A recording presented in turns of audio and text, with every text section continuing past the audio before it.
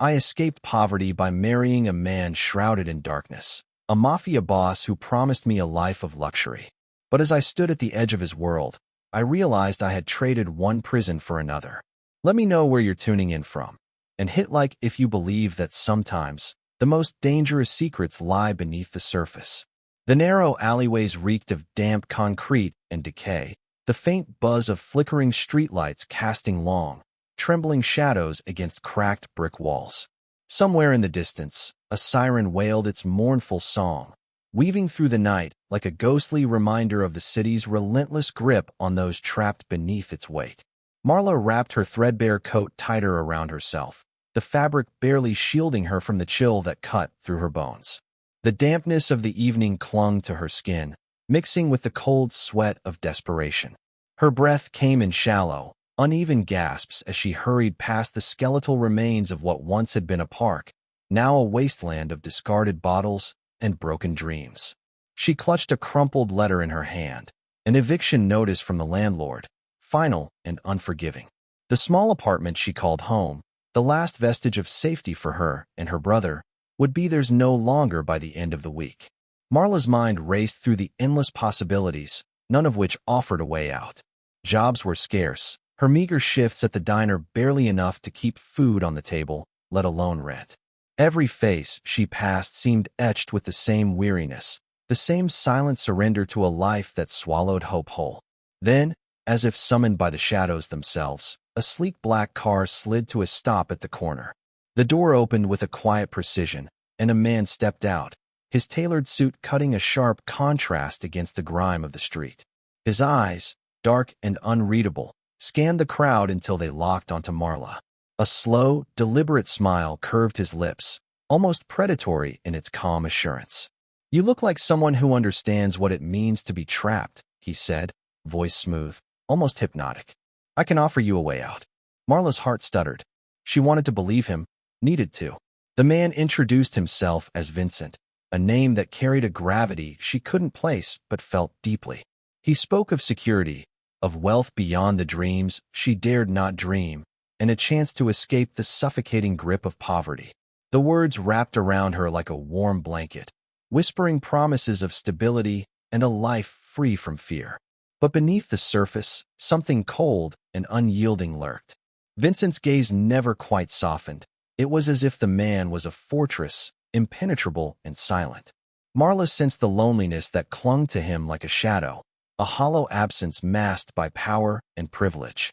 Yet, the hunger to protect her brother, to rewrite their fate, drowned out the uneasy whisper of doubt. Days passed in a blur. Marla found herself standing before a grand hall, its marble steps gleaming under the unforgiving glare of chandeliers. The world she'd only glimpsed in passing now stretched before her like a gilded cage. Vincent waited at the top, his expression unreadable, the weight of his expectations pressing down with silent force. "Marla," he said, voice low and steady, "this marriage will change everything. It's more than a union. It's a contract that binds us both." The ceremony was swift, wrapped in a cold elegance that left no room for warmth. Marla's eyes searched Vincent's face, seeking a flicker of the man behind the mask, but found only the echo of a soul long sealed away. The guests smiled and toasted, but their eyes held shadows, whispers of power plays and ruthless ambitions that made Marla's skin crawl. That night, alone in a room that overlooked the city she once called home, Marla stared at the ornate ceiling, feeling the vast emptiness that stretched between her and the man she had promised herself to. The silence was suffocating, broken only by the distant hum of traffic and the faint ticking of a clock marking time she no longer controlled. A flicker of hope battled with the sinking realization that she had traded poverty for isolation, freedom for a gilded prison. Yet, beneath the cold veneer, Marla clung to the fragile thread of survival, willing herself to believe that somewhere beneath Vincent's distance lay a man capable of warmth, a man she could reach before the darkness consumed them both. The sprawling mansion loomed before Marla like a fortress of glass and steel, its towering windows reflecting the cold moonlight in shards that seemed to pierce the night.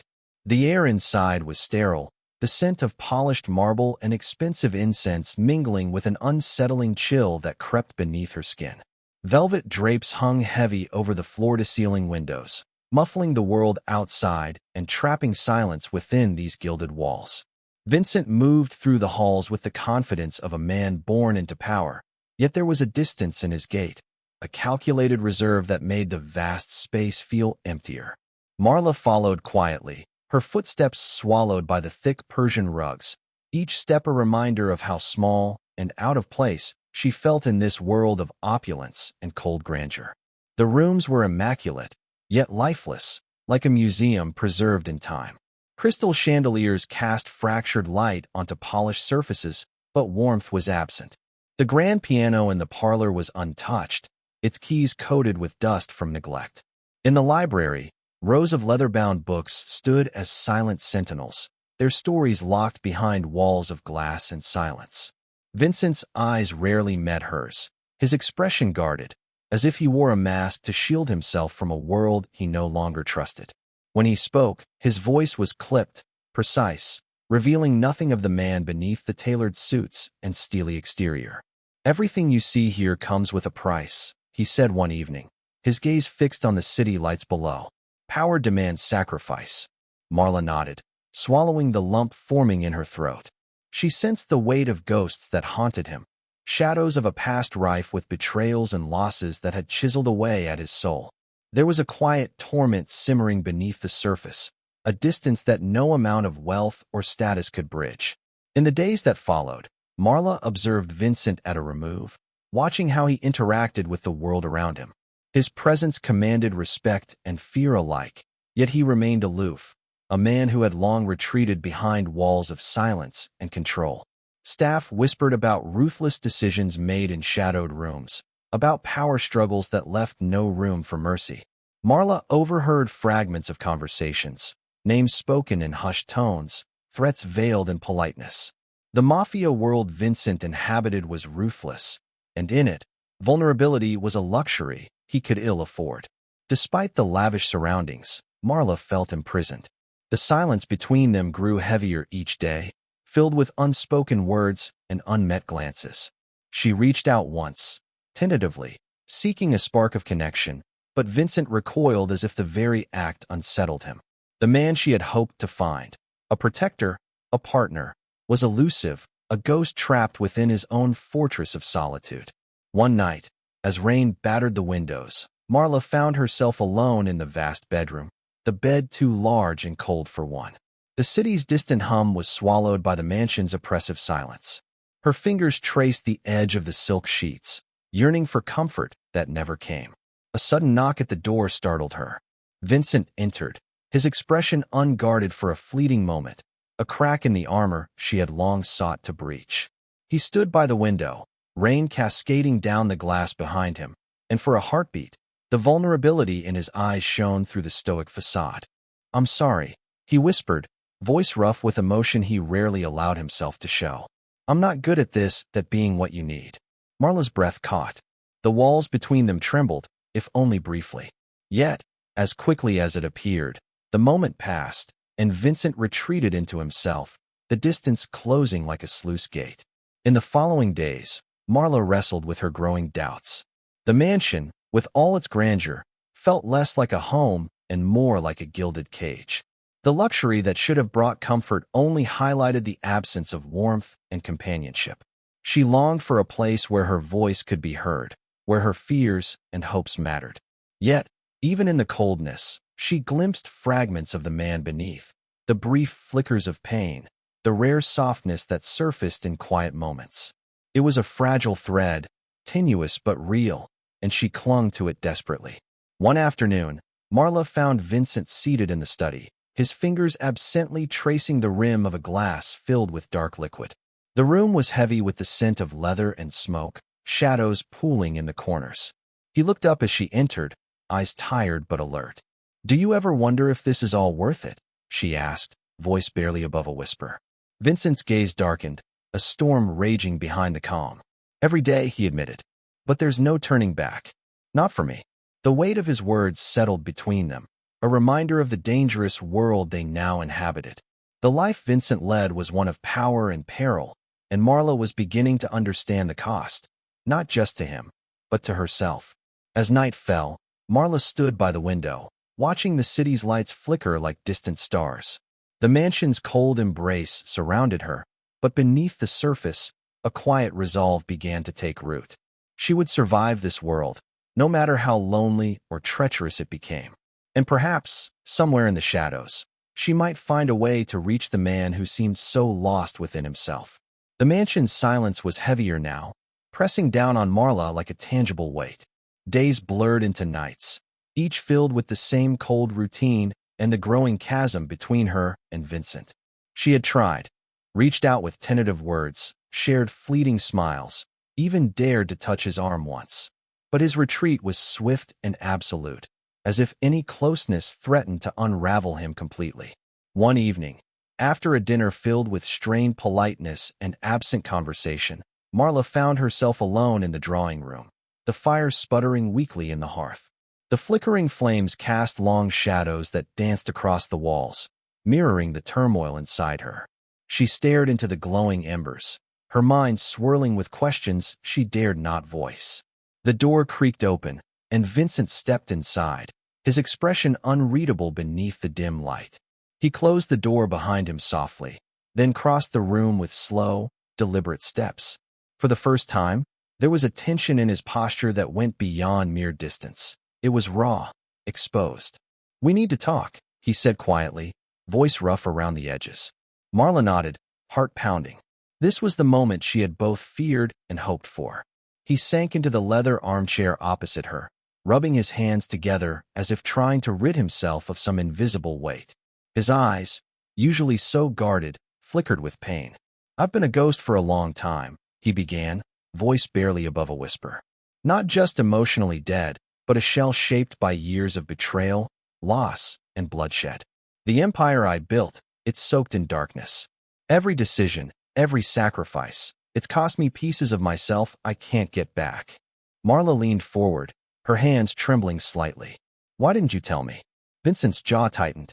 "Because I didn't want you to see this side of me. The man behind the mask is broken. I thought, maybe if I kept you at arm's length, I could protect you from the ugliness. But I'm already in it," she said softly. "I'm part of this now, whether you like it or not." He looked away, eyes distant. "There are enemies, threats that don't just end with me. They could reach you, hurt you. And the worst part is, sometimes I think I don't care anymore. The weight of everything, it's crushing." Tears pricked at Marla's eyes, but she blinked them back. The man before her was a battlefield of sorrow and regret, fighting demons she had only just begun to understand. "Maybe you're not as dead inside as you think," she whispered.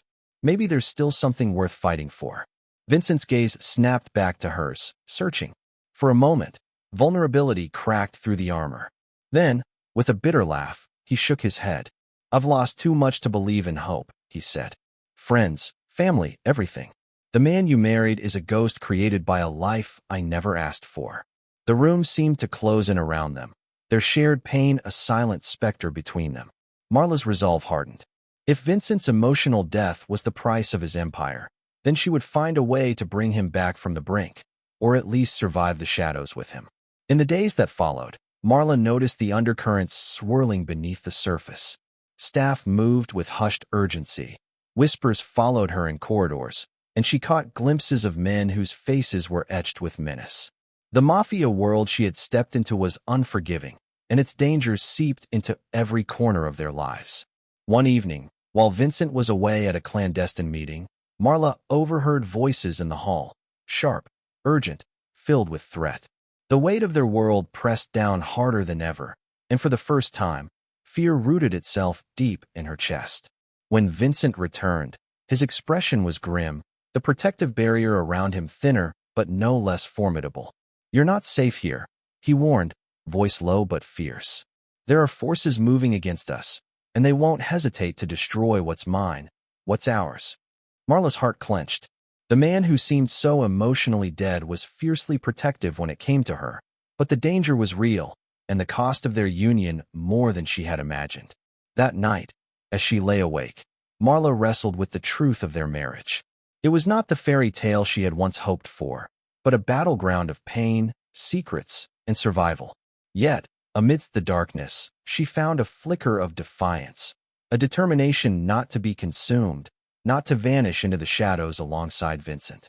She resolved to face whatever came, to fight the ghosts that haunted them both, and to grasp whatever light still lingered in the ruins of their lives. The path ahead was uncertain, fraught with peril and heartbreak, but Marla knew one thing. She would not be swallowed by the darkness without a fight. The night air outside the mansion was sharp with cold, biting at Marla's skin as she stood beneath the shadowed eaves, her breath forming fleeting clouds that vanished into the darkness. The world inside those walls was a gilded cage, one she could no longer ignore. Each day tightened the invisible chains, the silence between her and Vincent growing heavier, suffocating. The warmth she had once sought was nowhere to be found, replaced instead by the cold certainty that she needed escape, not just from the mansion, but from the man who seemed lost within himself. She moved quietly through the halls, gathering what little she could carry, an old photograph of her and her brother, a worn jacket, a few belongings hastily packed into a small bag. Her heart pounded in rhythm with the fear and hope tangled within her. This was no simple flight. It was a severing of chains, a leap into uncertainty with nothing but the fragile thread of survival to hold on to. As she slipped through the grand entrance, the weight of the life she was leaving behind pressed down on her. The city stretched out ahead, indifferent and sprawling, a maze of possibilities and dangers alike. She didn't know where she would go, only that she had to find a place where the ghosts of Vincent's world couldn't reach her. Days turned into weeks, and Marla carved out a modest existence far from the mansion's cold embrace. She found work in a small cafe tucked away in a quieter part of the city, the hum of daily life a balm to her frayed nerves. The routine was simple: coffee orders, worn menus, the clatter of dishes. And yet, within that simplicity, she began to reclaim pieces of herself she thought lost. The scars of her past lingered, shadows that stretched long in the quiet moments. But Marla was learning to breathe again, to find strength in the small victories of an ordinary life. The city's pulse was different here, less suffocating, filled with faces that bore their own stories of struggle and resilience. Yet, even as she rebuilt, a part of her remained tethered to the man she had left behind. Vincent's absence was a hollow echo, a reminder of the emotional death that had defined their marriage. She heard whispers from the Mafia world, rumors of upheaval, of Vincent's empire teetering on the edge, and a chill ran down her spine. The life she had fled was never far behind. One evening, as Marla closed the cafe, her phone buzzed with a message that made her heart skip. A brief, cryptic note from Vincent, a ghost reaching out from the shadows. "I'm not as dead as you think. We need to talk." The words ignited a storm of emotions: fear, anger, hope, all tangled in a knot she wasn't ready to unravel. She stared at the screen long after the message had disappeared, the fragile piece she had built trembling on the edge of collapse. In the quiet that followed, Marla realized that escape was only the beginning. The past, with all its darkness and pain, was not so easily left behind. Vincent's emotional death was not just his own burden. It was a wound that connected them, a thread that neither could sever without facing the ghosts that haunted their shared history. She tucked the phone into her pocket, the city lights flickering through the cafe window like distant stars. Marla knew the path ahead would be fraught with danger and heartache, but beneath the uncertainty, a flicker of defiance burned bright. She would meet the darkness head-on, not as a victim but as a survivor, ready to reclaim the life that had been stolen from her. The rain fell in heavy sheets, drumming against the cracked pavement as Marla stood beneath the flickering street lamp, her coat pulled tight against the chill. The city around her was a blur of neon and shadows, a place where past and present collided with dangerous unpredictability. She hadn't seen Vincent in months, since that brief, haunting message, and yet the weight of their shared history pressed down on her like a storm gathering strength. A figure emerged from the fog, his silhouette unmistakable despite the rain. Vincent's eyes, dark and weary, met hers with a mixture of regret and longing that cut through the years of silence between them. The distance that had once stretched endlessly now shrank to a fragile thread, trembling with unspoken emotion. "You came," he said simply, voice rough but steady. Marla nodded, her heart pounding. "We need to talk." They moved to a nearby cafe, the warmth inside a stark contrast to the cold world outside. Across the table, Vincent's hands trembled slightly as he reached for hers, a gesture that spoke of vulnerability he rarely showed. "I've been running from this," he confessed, eyes searching hers. "From the ghosts, the pain, from you. But the truth is, I can't escape what we had, or didn't have." Marla's throat tightened. "Neither can I. It's like a wound that won't heal." They spoke in hushed tones, peeling back layers of hurt and misunderstanding. Vincent revealed the depths of his emotional death, the betrayals that shattered his trust, the losses that hollowed him out. Marla shared her own fears, the loneliness that had gnawed at her soul within the mansion's cold walls. "I was afraid," Vincent admitted. "Afraid that if I let you in, I'd lose control. That my empire, my life, would crumble. But you lost control anyway," Marla said softly. "Because you shut me out." The confrontation was raw and painful, yet beneath the pain lay a fragile hope. They acknowledged the roles they had played in their downfall, the mistakes born of fear and silence. For the first time, honesty bridged the chasm between them. Outside, the rain began to ease, the first glimmers of dawn piercing the night. Vincent stood, pulling Marla gently to her feet. He reached into his pocket and produced a small, tarnished key, a symbol of the home he had built, the life he longed to share. "This is for you," he said, voice steady.